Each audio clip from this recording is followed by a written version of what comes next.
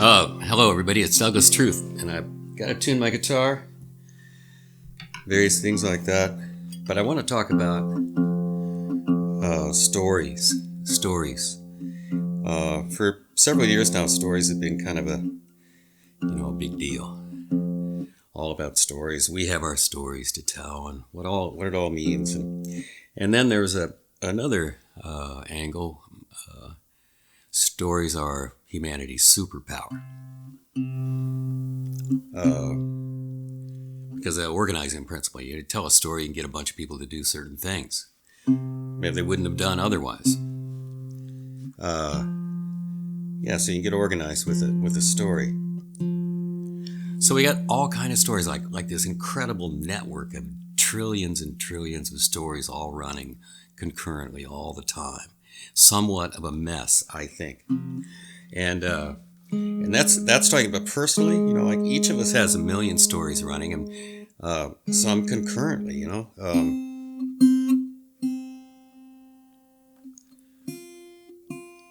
and some are terrible stories, and some are all right stories, but stories are running all the time.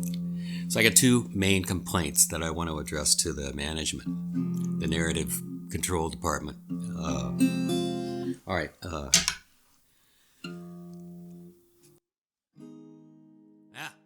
we go.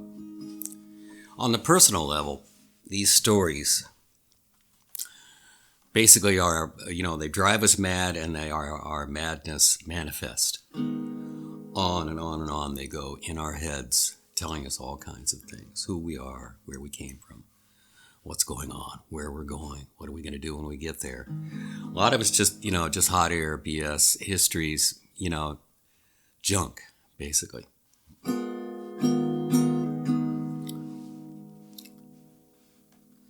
And if you got a bad story, like you're a loser or you're a winner, both those are kind of terrible stories to run. If you got a bad story, you can fix it. There's a lot of mechanics out there that help change the story, and that's a good thing if you got a bad one running. Maybe like the first step. But what I'm concerned about, what interests me, is what's there behind all the stories in us.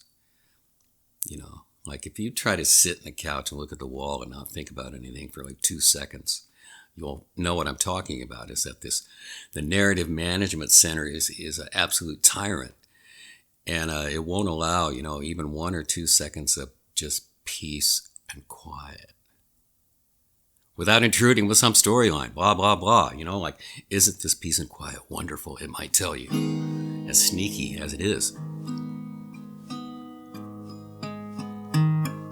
And then there's these bigger stories, and those are the ones that are really causing some problems now. About humanity and about a country, the color of our skin, us against them.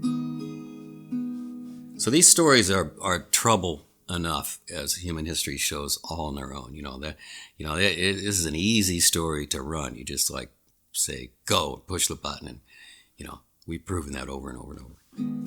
But these stories are especially pernicious and dangerous now because they've been weaponized by the experts. The experts are manipulating people with stories all around us.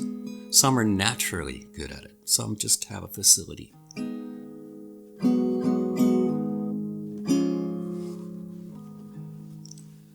So, we're exceptional and everybody else is dirt, and we got to be number one. We are number one. Those are dangerous stories. You got to win, right? That's the other story. Win. There's a winner, there's a loser, and I can't be the loser, so you have to be. Even if that's a destructive, that's not a good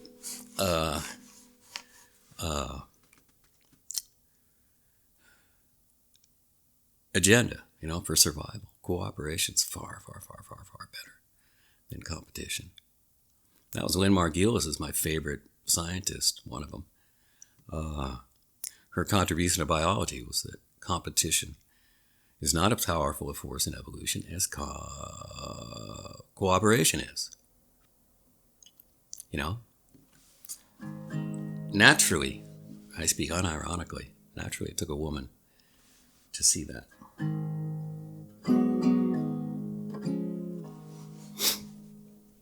So these stories, driving us mad, and they're driving us apart. That's the really serious part. We're all mad. So what? But when these stories are used to say, them over there are barely human. They're just terrible. They've got wrong think and everything's wrong about them. And so, that's the crux, is that we start to go to places where these groups of people are considered to be somewhat non-human. And even in American politics, this plays out among some liberals, where they will say, well, those bubbas down in Louisiana deserve to die because they voted in that government. That's a terrible, terrible, terrible thing to say and to think. I've got this pet peeve. It's not a pet peeve, and it's not, it's neither one of those things. But, this idea, bumper sticker basically, that we're all in this together. Right? We're all in this together. I don't think most people really believe that, or have really even considered the depth of it. Most people think, we're all in this together except for them. We're all in this together, and I mean by that people who think and are the right kind of people. The others, no, not so much. It is my contention, of which I'm bone certain, that, it just doesn't work that way.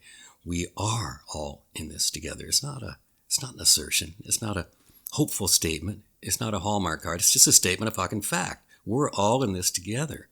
It's one boat. We're all here. And there may be some people who are bad actors, really, really, really bad actors, really terrible people. There may be people who are confused. There may be people who are lazy, etc., etc., etc.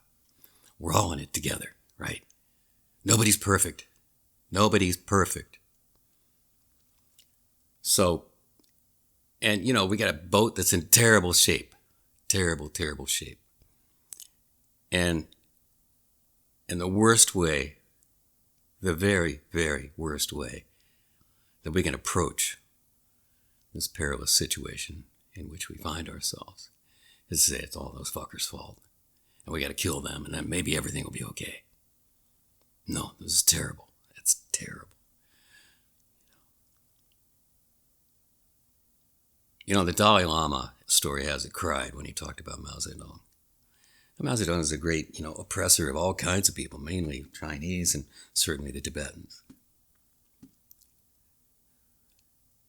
And the Dalai Lama cried when he talked about Mao Zedong, maybe at his death, I'm not sure the details of the story. But he cried for him because of all the karma, all the terrible, weighty, ponderous karma that somebody like Mao Zedong would have gathered. And it made the Dalai Lama very, very, very sad. And I think that is the appropriate response. It's certainly not helpful just to say, it's them over there. They're cockroaches, Terrible, I'm not going to go there. Ever. My guide in this is my dear friend and co-star, Ant. Ant is a six-legged creature. She's a worker ant. And she somehow got separated from her hive, as sometimes I have that feeling myself. And so Ant and I have traveled this world in all of its glory and depredations. And she has taught me so much. And so I know what Ant would do in this situation, because they've been around for millions and millions of years, so it's come up. Ant's going to be in the front of that boat, that beat-up old lifeboat that you and I and a few other people, some good, some bad, are in. And Ant's in the front of the boat saying, let's sing a song. Let's sing a rousing and sad and happy version, like Barbra Streisand and Judy Garland sang on Judy Garland's TV show back in the 60s. It may be the most beautiful song ever recorded. I'm not sure about that, but it's worth listening to.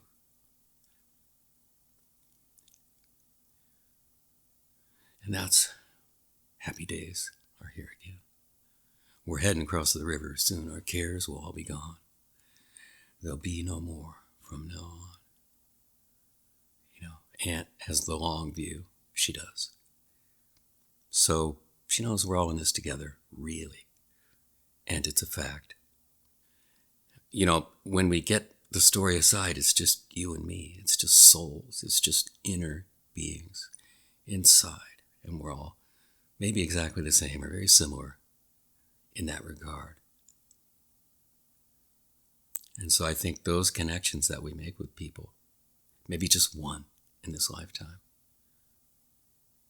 is all that really matters in any way. So that's, when the story stops, what's there? It may be that we're just stuck with each other in this lifetime, maybe all the lifetimes, maybe forever. Maybe we're stuck with each other for all time. So let's learn to get along.